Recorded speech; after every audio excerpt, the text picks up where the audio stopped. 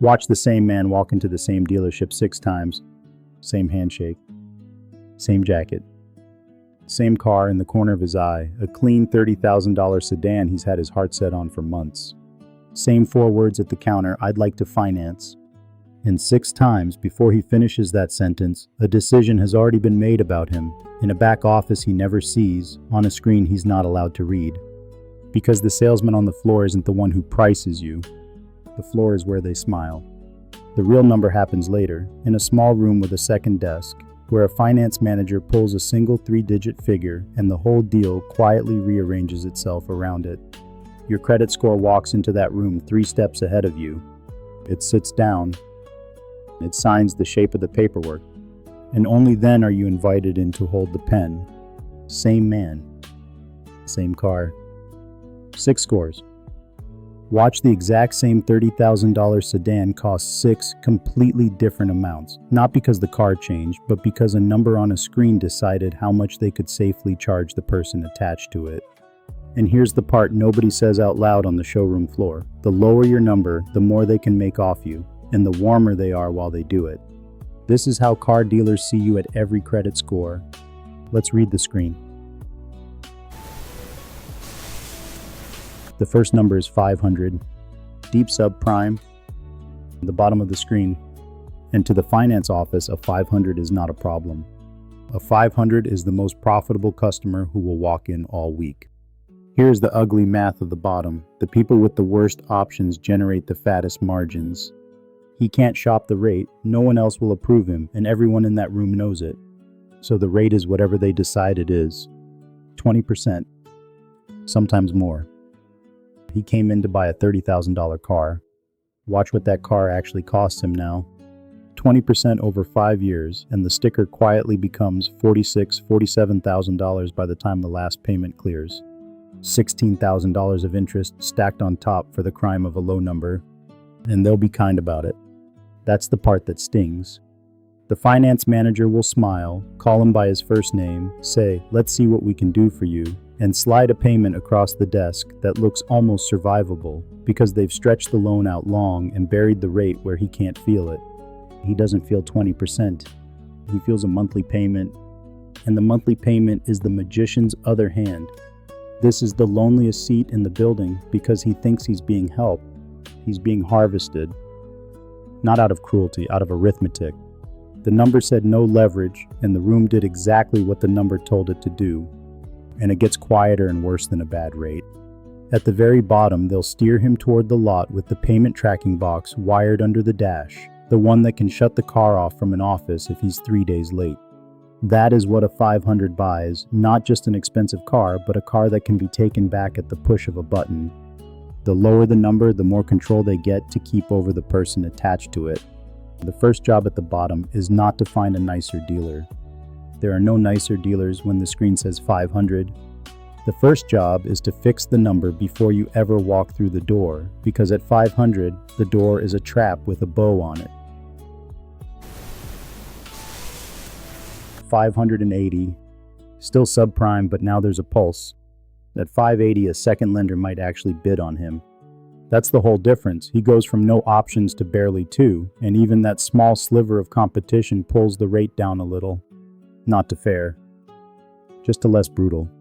Call it 15%. The same $30,000 car now lands somewhere around $42,000, $43,000 all in. Better than the bottom.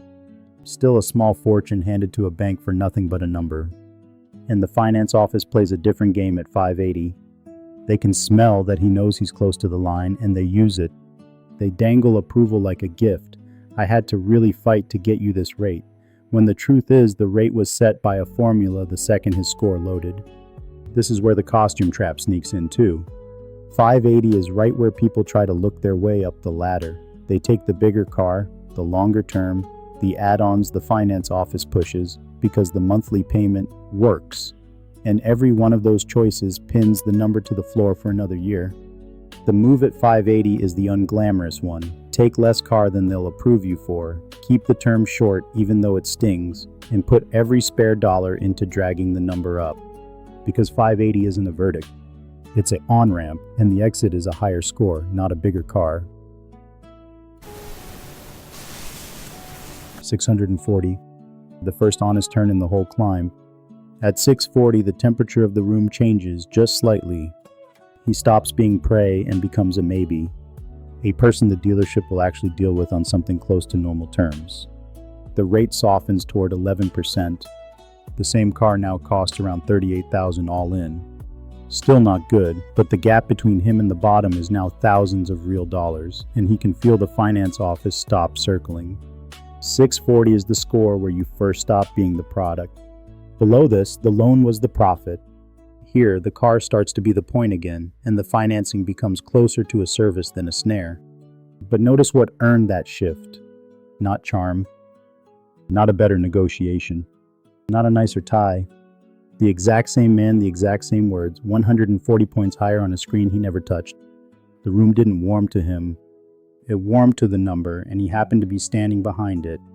Picture the two of them parked side by side, the 500 and the 640, in the identical car on the identical day.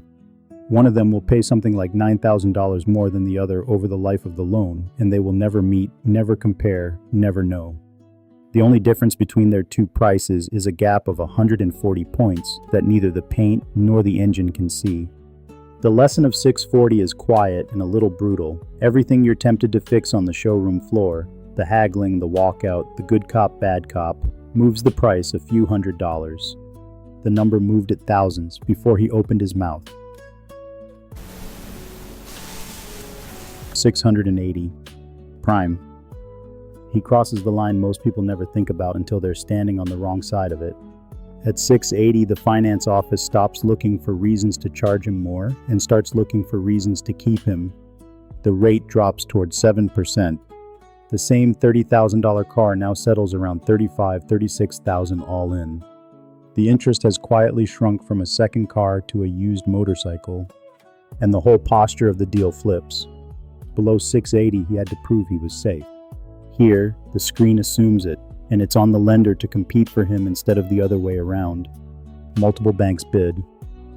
The rate he's offered is the winner of a small auction he didn't even know was running.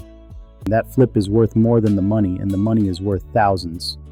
It's the difference between walking in braced for a fight and walking in knowing the room needs the deal more than he does. 680 is the rung where the poor tax finally lifts off his shoulders. The same car, the same him, but the number crossed a threshold the whole industry is built around, and on the far side of that threshold, they finally start treating the financing like a service he's buying instead of a vulnerability they're pricing. 720. Now the direction of the whole thing reverses. Below this, he walked in and asked. At 720, they come to him. The pre-approval letters. The "we have a special program for buyers like you." The manager who wanders over to the desk just to shake his hand because a 720 on the screen is a customer they do not want walking across the street.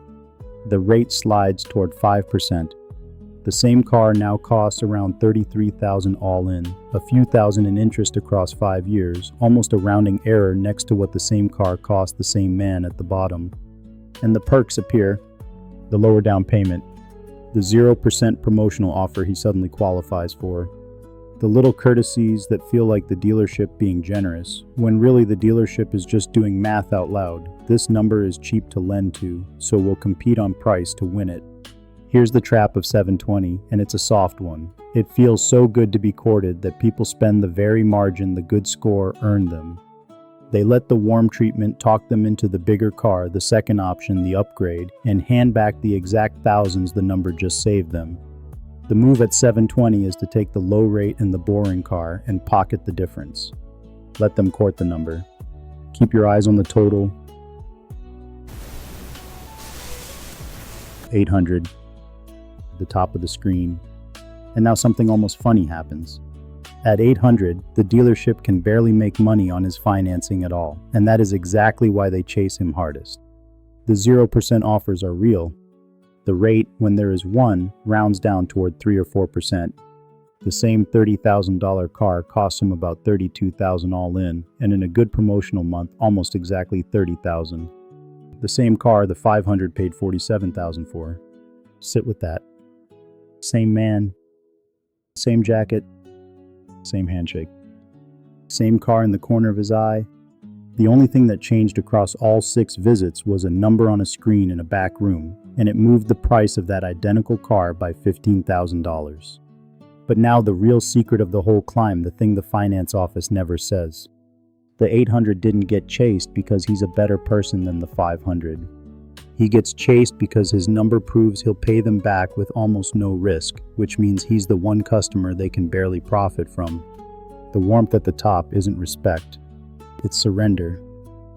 They're competing for him because they've run out of ways to charge him.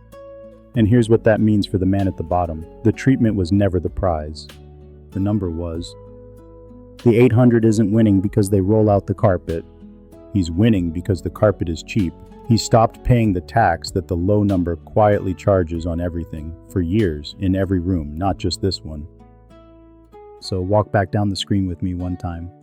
500 pray, 580 squeezed, 640 tolerated, 680 approved, 720 courted, 800 chased, 6 scores. 6 completely different prices for the exact same car, offered to the exact same man saying the exact same 4 words. And it would be easy to walk out of that dealership furious at how nakedly the whole building's warmth tracks a 3-digit number most people were never taught how to build. That anger is fair. The screen is real and it is a little ugly. But here's the move, and it's the whole game. You do not fix this on the showroom floor. You cannot out-haggle the screen. You cannot charm a rate down that a formula already set. Everything you fight for at the desk moves the price by hundreds. The number moves it by thousands, and it does its work before you ever arrive. So the real negotiation happens months earlier, somewhere quiet, where nobody's watching. Every on-time payment. Every balance you drag down below a third of the limit. Every account you don't open in a panic. Each one nudges the number up a few points. And each point you raise before you walk in erases interest you would otherwise have paid silently for the next 5 years. That's the trick almost nobody uses. Fix the number first, then buy the car, not the other way around. The person who raises their score 100 points before they shop doesn't just get a better rate, they walk in owning the room because the screen already vouched for them before they said hello. Your credit score isn't really about the car. It's the interest rate on your entire life, on the house, the emergency, the second chance. The dealership is just the one room honest enough to show you the price of it out loud.